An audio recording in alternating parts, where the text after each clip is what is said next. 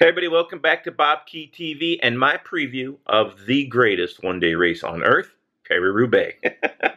It can be argued that other races, Milano-San Remo, Giro Lombardia, may be more scenic. Tour of Flanders, maybe a more accurate encapsulation of the culture of cycling in Belgium especially.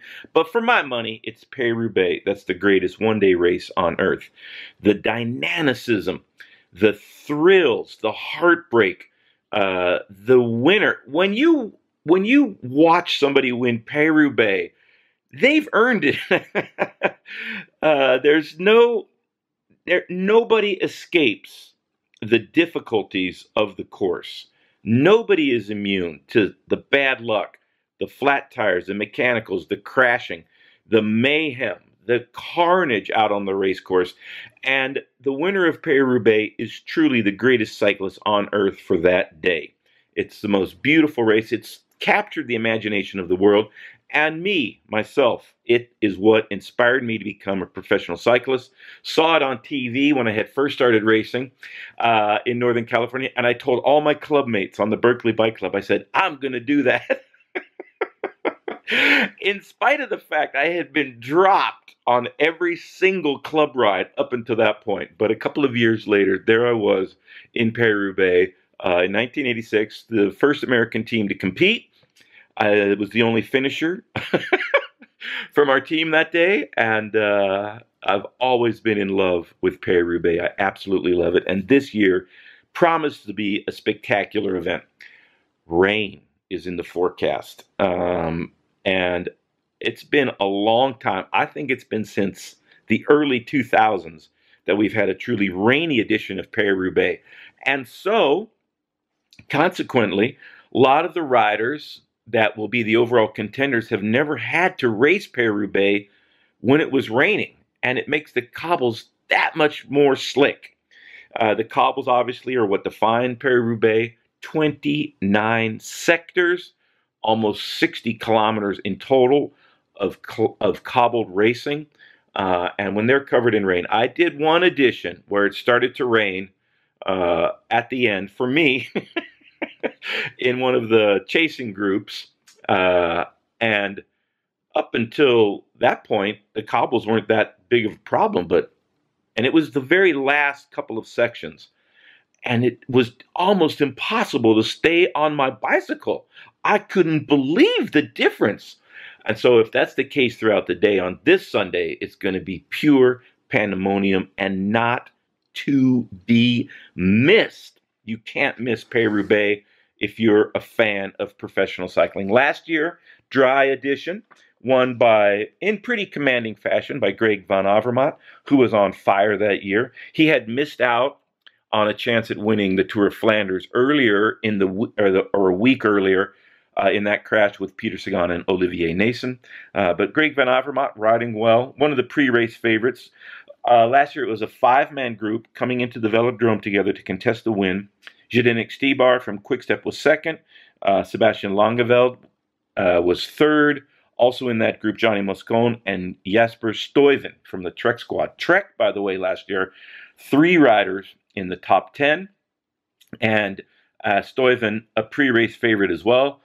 If he can get away from a small group at the end, he has a great chance to win. Very powerful rider. I don't think that's what's going to happen. And if it comes down to a sprint, he generally will lose to the other fast men like Arnaud Démare, who finished first in the field sprint for 6th place last year. He'll be one of my pre-race favorites. And Andre Greipel was second in that sprint, out with a broken collarbone sustained in Milano-San Remo earlier this spring. So no Greipel, who had a pretty spectacular Paris-Roubaix for a pure sprinter. That's quite impressive. Also in the top 10, Edward Theuns, Adrian Pettit, and John Degenkolb. Alexander Kristoff is racing. A little bit of a mystery why he hasn't done better in Paris-Roubaix. It might be this year that he does do. He's won Flanders and Milano-San Remo in the past. Second by a whisker to Peter Sagan in the World Championships. I wouldn't put it past him to be in the top 10 in this year's Paris-Roubaix. Sky Team, Geraint Thomas might be their most competent. Ian Stannard, a couple of years ago, had a great Paris-Roubaix, lost in the sprint, finished 4th out of 4 with Tom Bonin and Matt Hayman winning. Matt Hayman, by the way, I think he's done 17 or 18 Paris-Roubaix at this point.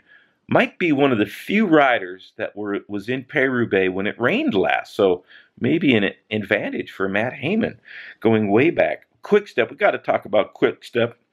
Terpstra, Stybar, Lampaert, Philippe Gilbert also competing. I think he did his first Paris-Roubaix last year. Maybe this is going to be his first, come to think of it. Maybe he's had one in the past, but dominated Flanders last year, 3rd again this year for Philippe Gilbert, and is going to give Paris-Roubaix a serious shot. I think that Quick-Step would be wise to race for Philippe Gilbert. I don't think he'll beat the other couple of guys that I think are going to be in the finale, racing for the win. I'll get to that in a second. But Philippe Gilbert, an outside favorite, definitely top 5. Jasper Stuyven, I mentioned. Wout van Aert, be great to see him competing again. Did 30-plus cyclocross races over the winter. Is still riding phenomenally. Top 10 Tour of Flanders. 3rd, I believe it was, in Strade Bianche. And straight from the cross season to be so competent in the classic season is really amazing. And Wout van Aert having a spectacular road season as well. His cyclocross skills obviously should suit him well in the cobbles, especially if it's raining. So watch for, if it's raining, Wout van Aert to be up there in the finale. John Degenkolb doesn't seem to be racing at the same level as he has in the past. Be great to see him up there in the finale, crushing.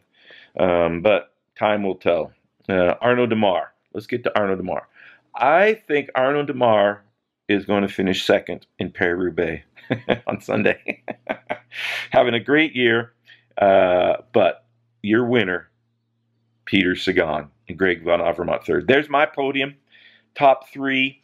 Sky, I don't think will be a factor. Quick-Step most certainly will. Philippe Gilbert 4th. I mean, they just won Scale de Presse with Jacobsen, Fabio Jacobsen, a Dutch rider, great sprinter of the future. I think he's only 21, just won Scale de Presse. We'll get to that in the Broom Wagon, next edition of the Broom Wagon. But a bit of a controversy from Scale de Presse with the trains, another level crossing that could plague Paris-Roubaix as well. But look for the rain, look for the cobbles, look for the majesty, and a truly epic day of racing on Sunday. I hope everybody gets a chance to see it. I will be glued to my TV throughout the proceedings. It's the one race of the year that is not to be missed. Good luck to all the men in Paris-Roubaix, and I will see everybody soon on another edition of the Broom Wagon and other things. Got some news merchandise-wise from BobkeTV soon. So stay tuned for all of that as the season is under full steam ahead. Thanks a lot, everybody.